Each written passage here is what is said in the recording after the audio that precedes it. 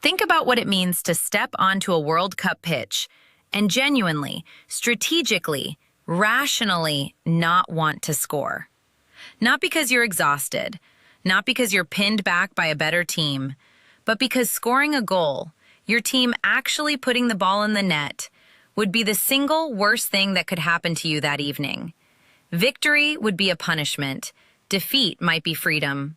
Hold that thought. Because that was the exact, verifiable, documented reality facing Algeria and Austria at this World Cup. And the way it all ended, nobody on the planet could have scripted it. To understand how a football match arrives at a place that surreal, you need to understand what Spain had already done. The day before, Spain beat Uruguay 1-0 to win Group H. Controlled, clinical, relentless. Everything you expect from a team ranked third in the world and fresh off a European championship. And in the structure of the bracket, Spain as group winners sat back and waited for whoever finished second in Group J. That was the trap. Second place in Group J wasn't a reward. It was a direct flight into the toughest matchup in the entire round of 32. Meanwhile, third place, which under FIFA's expanded format can still qualify as one of the best third-placed teams across the whole tournament, offered a wildly different draw. Switzerland was waiting on that side of the bracket. Manageable, solid Switzerland. So follow the logic wherever it leads, because it goes somewhere genuinely strange. Win your group game, finish second, face Spain, and almost certainly go home. Drop the result, finish third, dodge Spain entirely, and suddenly you have a realistic path deep into this tournament. 3 points were the worst souvenir you could collect all night. Nobody understood that more clearly than Austria. For Ralf Rangnick's side, the arithmetic was almost comically stark. A win or a draw pushed Austria into second place, straight into Spain. A loss could drop them to third, qualify them as a best-placed third team, and deliver Switzerland instead. Losing was their best-case scenario. Think about what that means for a manager.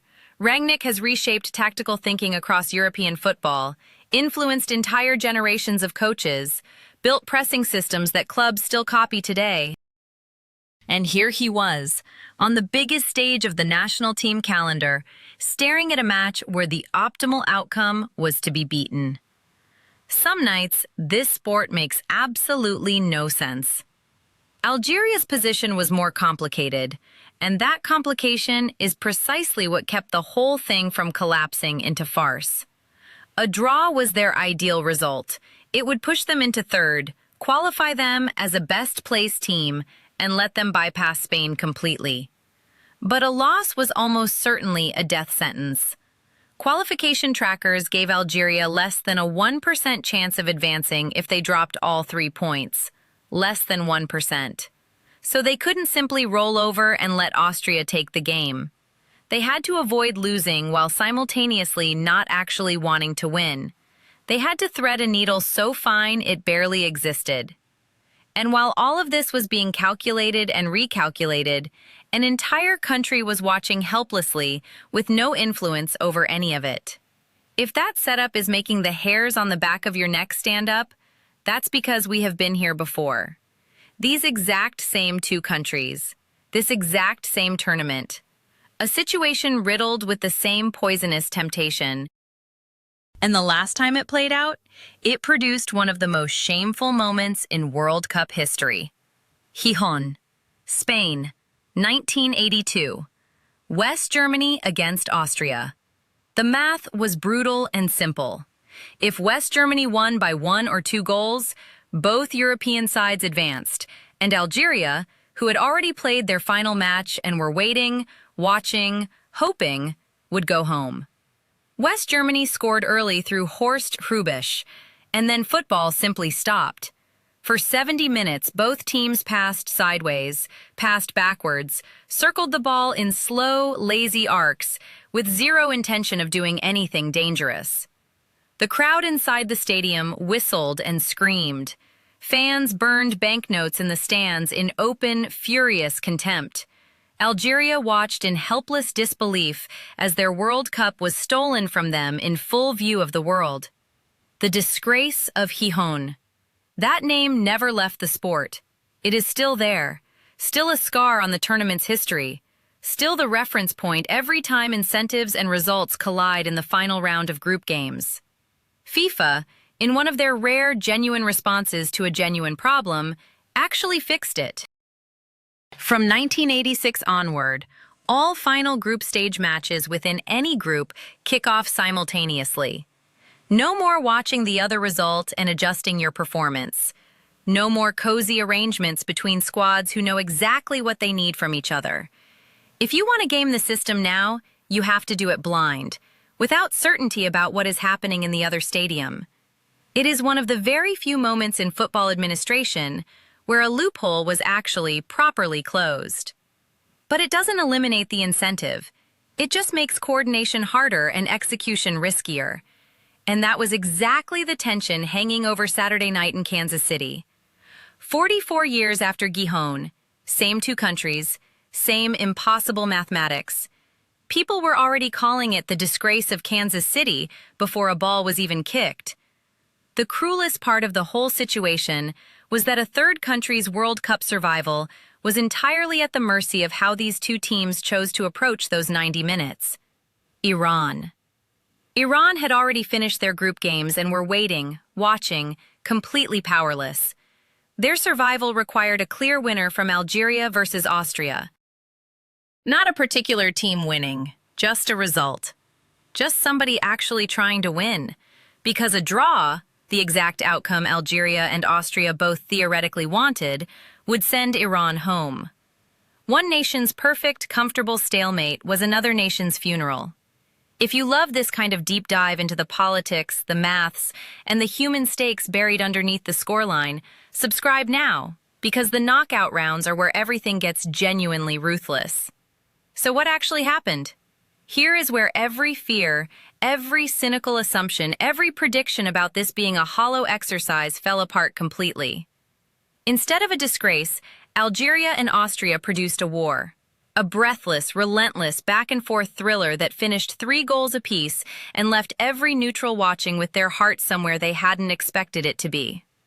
Austria went ahead through the veteran Marko Arnautovic. Algeria fought back. Austria led again through Marcel Sabitzer. Algeria equalized again, driven by their captain Riyad Mahrez, a man who has carried this national side for the better part of a decade and was not about to let them drift passively through the most consequential 90 minutes of the year.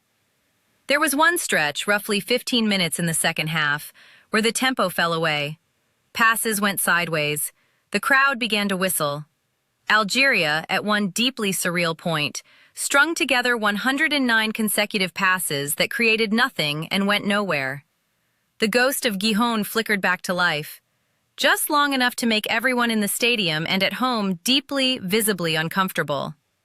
And then football reasserted itself the way it always does, because it always does. Mahrez appeared in stoppage time with what looked like a match winner, sending the Algerian fans into complete delirium, and in hotels and living rooms across Iran, an entire country erupted with them, because a winner had finally appeared, because survival was suddenly real again. 120 seconds of raw, electric, desperate hope. And then came Sasha Kalajic, a substitute, a big Austrian striker barely involved in the entire match. One chance, one header, 3-3. His manager said afterward you could train that finish 1,000 times in a row and still not score it. The kind of goal that arrives like a thunderbolt with no logic and no warning. And with that single header, Austria and Algeria both went through to the knockout rounds, and Iran, who had been alive for exactly 2 minutes, were eliminated in the most savage way imaginable. From the brink of survival straight into elimination. Alive for the length of a corner kick. Then gone. The result the game was theoretically supposed to produce arrived anyway, but through chaos and drama rather than careful management.